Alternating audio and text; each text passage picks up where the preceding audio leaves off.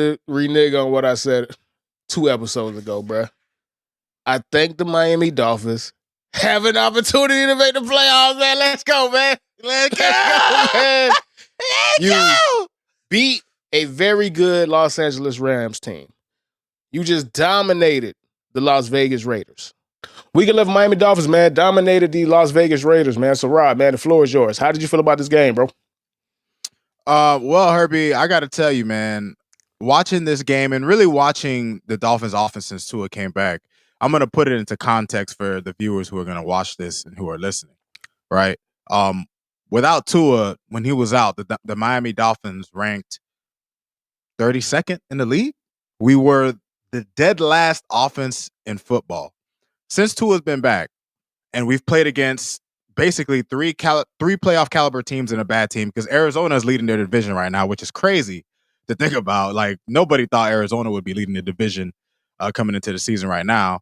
Against the Buffalo, we went down to the wire, lost on a 61-yard field goal. And then obviously we beat the Rams on Monday night in a really, really, really good performance by both offense and defense. And then we had this game against the Raiders, Herbie. And I just want to say that from what I'm seeing in this game and what I saw from what I've been seeing from the Dolphins the past 4 games is that the Dolphins offense is undergoing an evolution. You see, before, the Dolphins were a team that liked to attack the deep middle of the field. They like to go deep on teams. We were a haymaker thrower, a power puncher. But the Dolphins this season, Hervey, they have had a far more methodical approach. Just in this game is a perfect example of it. The first 2 drives the Dolphins had in this game, Herbie, they went for over 8 minutes, 12 plus plays, ended in 10 points. Our first drive of the second half was a 14-play drive, 97 yards for a touchdown. Like, the way that the Dolphins have been able to control the clock, the way that we've been able to get ourselves into good third downs. We were 8 of 10 on third down, 2 of 2 on fourth down in this game. We've been able to keep ourselves in good, manageable down situations. And, I got to say, Herbie, I know it's not a popular thing to say that Tua is a great quarterback, and he has to prove that, right? He still has a lot to prove in the league. But, Herbie, he's been great since he's been back. Just the way that he's been able to just make smart decisions. He's been able to extend plays more than he has in the past. And it was something that they talked about in the offseason. They were saying, like, Tua was saying that he was going to lose weight so he could maneuver and make plays. You saw it on Monday Night Football against the Rams. And you saw it, and you saw it a couple times in this game, especially on that second touchdown to Tyreek, where Tyreek goes from one end of the end zone to the other. Tua gets flushed out of the pocket because protection breaks down. He runs, throws a freaking dime on the run. You know what I'm saying? Like, to watch, this is the Miami Dolphins offense since McDaniel's been here, Herbie, I've been waiting for. Because now McDaniel has grown as a coach. He's been an excellent play caller these past few weeks. Tua has grown as a quarterback. He is not forcing things like he used to. The Dolphins had, 9 different receivers hit this game. Like, we had 9 different guys targeted and who caught balls. Like, that just goes to show we're not a Tyreek-centric offense anymore. And the one thing, and I mentioned it last year, Herbie, in regards to the Dolphins offense, I mentioned it last year. The Dolphins need, and this is like after we flamed out, the last 3 games of the season, the Dolphins needed another pitch, right? You know what I'm saying? We had our 4-seam fastball with Tyreek Hill. We had our 2-seamer with Jalen Waddle. We had our cutter with Devon Achane. But Herbie, the Dolphins needed an off-speed pitch. That has come in the form of Jonnu Smith. Jonnu Smith has been great all season, even with Tyler Huntley and Skylar at quarterback. At quarterback, he had 6 receptions for 2 touchdowns, including the clutch, closeout fucking touchdown that was 57 yards. The Raiders gambled on a third down, trying to get the ball back so they could try to win the game. And they blew a coverage on cover 0, and Jonnu was open, and Tua hit him, and that basically sealed the game for us. So, Herbie, I've been really impressed with the way Miami's offense has looked. If you look at their point production, they've averaged 27.2 points, which would rank them a top 5 offense. So imagine, without Tua, we were the last offense in the league. With Tua, we've been a top 5 offense since we've been back. Without Tua, I'm sorry to cut you off. I have to drive home this point.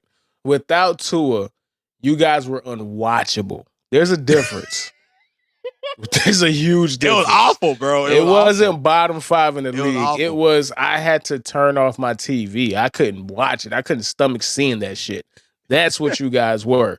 And I want to just piggyback on this point, and I'm going to go ahead and let you finish. I do apologize for cutting you off and Nah, you fucking up Gucci, your train of thought. But You yeah, good. bro, it was 9 different wide receivers got to get a reception. And this is the part that I actually think is even more impressive about what actually went on, bro. It's the target distribution, right? So Jonnu Smith had 8 targets. Devon Achane had 4. Tyreek Hill had 8. Jalen Waddle 3. Julian Hill 3. Malik Washington 3. Odell Beckham 4. And then you had Jalen Wright and Durham Smith 1 apiece, right? So that target distribution, it's a target distribution, and it's the fact that multiple people are getting multiple opportunities, and that means that Tua Tagovailoa is not locked in on not one particular person, dog. That ball is going to where he think the ball should go. And that is how you make a very hard offense to stop. That's why you guys are averaging 27 points a game at this point. Because it's hard to really pinpoint where you're going to go with the ball. Now, juxtapose that against a team that you beat this week, right? The Las Vegas Raiders. You want to know how many targets Brock Bowers had this game? Nigga had 16. Oh, but Herbie, Brock Bowers was bro. He's gonna be a problem, dog. He was gonna be. He is a problem. He is. Yeah. But he had 16 targets. Juxtapose that to your tight end, who had 8 for 6. He went 16 targets, 13 receptions. The next closest person was 6. Everybody else was 3 or 4 on the Raiders. So you know where the ball is going. It's a testament to Brock Bowers how dominant he is that it doesn't matter. But there's a difference. Gardner Minshew is not a high-level quarterback. Gardner Minshew is going to throw the ball where he thinks he trusts. Tua is throwing the ball where he knows it needs to go. And there's a starch difference. Absolute starch difference, bro. But no, go ahead and continue what you're on, bro. Herbie, to your point on Tua, I mean, he had almost 300 yards and he had 3 touchdowns, no picks. He's been averaging damn near 75% of his completions since he's been back. He's been on a tear, Herbie. And I've said a lot about the offense, and a lot can be said about the offense. They performed. I do want to shout out to the defense too. There are some things I didn't like watching the game. Like, we allowed the Raiders to keep converting on 3rd down, and that's a testament to Brock Bowers, obviously. And just the fact that we just had no fucking answer for this nigga. And it makes me think about, if the Dolphins are able, because it's a lot to ask. The Dolphins really have to win the last 6 of their last 7 games, which is a lot to ask. Even with an easy schedule, we got division games, we got some tough teams. But let's just say the Dolphins do manage to rattle off some wins and they make a realistic possibility of making the playoffs. We're gonna face teams. A lot of the top offenses have great tight ends. You're gonna face a Chiefs team that has Travis Kelce and Noah Gray. You're gonna face a Buffalo team that has Dalton Kincaid and Dawson Knox. You're gonna face a Ravens team that has Mark Andrews and Isaiah Likely. So, at the end of the day, the Dolphins have to figure out what to do about, I feel like my entire life, the Dolphins can't stop tight ends, Herbie. I've spent my whole life watching the Dolphins play football, bro. And there's never been a time where it's just like, oh, Rob Gronkowski, like two catches for 5 yards. Like, you got to think about this, tight bro. ends You guys kill us, dog. You had Aaron Hernandez. You had Aaron Hernandez and Rob Gronkowski dominated you motherfuckers for like 5-6 years, bro. Do you know how ugly it would have been if Aaron Hernandez wasn't a sociopath, dog? It would have really got ugly for y'all boys, bro. But yeah, you're right. Sickening.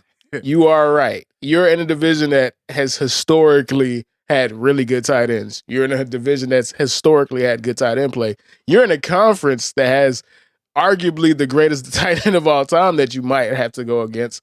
And then you have another, like you said, you got Dalton Kincaid with the Bills, and then you have a really good quarterback with Josh Allen, bruh. So my thing is, what are y'all doing with Jalen Ramsey, bruh? Like, I don't feel like he's getting to be the best version of himself right now in this current regime.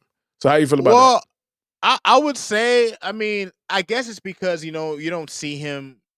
His name doesn't pop out as much as he used to. But to be honest, Herbie, he's been playing pretty well this season. He had a pick in this game. The thing about Jalen Ramsey is that Anthony Weaver likes to move him around all over the field, right? So there are times where he's playing on the outside. There are times where he's the nickel. There are times where they have him blitzing. So the way the Dolphins really put him all over the field, they put him in a lot of positions to make tackles and to make plays. And he's been playing pretty well. He hasn't been, I wouldn't say he's been playing like an all pro, but he's been playing pretty well this season, Herbie. Like, I won't hold you. Like, he's had a couple games where you wish he would have played a little better.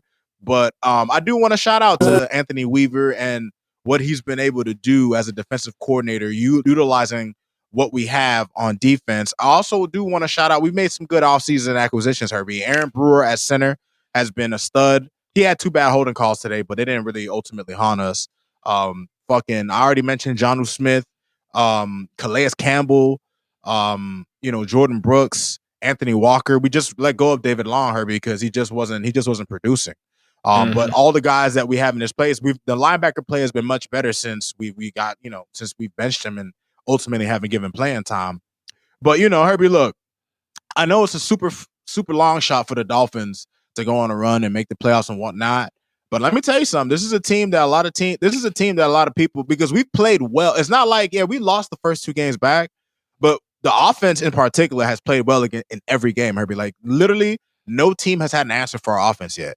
Our defense just wasn't able to get key stops in the first 2 games till it came back. But if we are able to keep playing methodical, patient football, which was not something we were known for, but because the Dolphins were a team that used to hunt for the big play. We were a stubborn team. We didn't used to adjust. But Mike McDaniel has adjusted fantastically, just to the fact that defenses, there's no team in football, Herbie, that sees 2 shell coverage more than the Dolphins. Nobody gets 2 high safeties more than us, just because we have all that speed. So we have adapted to playing a slow, methodical game of football. And the running game wasn't even all that this game. Like, outside of Devon Achane, Herbie, none of our other running backs could do anything. So this game was a testament to his development as a quarterback and Mike McDaniel's his growth as a play caller. All in all, I know it's the Raiders, but it's an NFL team. And listen, where the Dolphins are, every win matters. We do not have any room for error. So it was a great win. All right, man. Let's go ahead and close out that portion. Let me ask you one question, and we're going to go ahead and transition over to the next game.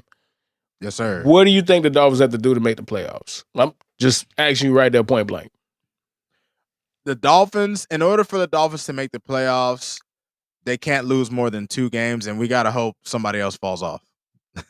That's just the truth. Like, we can't lose more than 2 games, and we got to hope somebody else in the AFC playoff race, whether it's Denver, who I'm going to save my thoughts for them for red zone thoughts. I'll save my thoughts on Denver for them.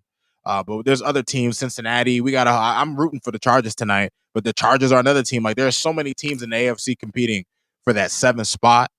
But the Dolphins just have to take care of business, Herbie. And we have a lot of easy, quote unquote, easy games, even though some of them are division games. We get the Jets twice, we get the Patriots, we get the Browns. I'm not too sure about the Texans, Herbie. I'm not afraid of them, and they play in a dome. But the Packers and 49ers games, we got to win at least one of those 2 games. And we got to make sure we take care of business in the games that we should take care of business in, and we have a shot. And I do want to mention, Herbie, I wanted to mention this before, but the style of football we're playing now is a style of football that can win late in the season. Running the football, being methodical, chewing the clock, and the defense just doing enough. You never know. We could shed that moniker, man. We could change that narrative this year, but we just got to see it happen.